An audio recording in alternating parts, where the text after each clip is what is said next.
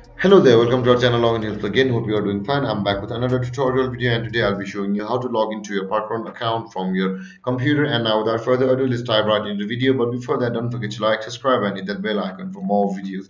Okay, on your computer, first open up your preferred browser. I have already opened the Google Chrome, as you can see, and on the search bar of your preferred browser, click there and type in parkrun.com, or you can just simply search for Parkrun login like this on Google itself, and on the first result of Google you can see the sign in Parkrun appear. Click over there.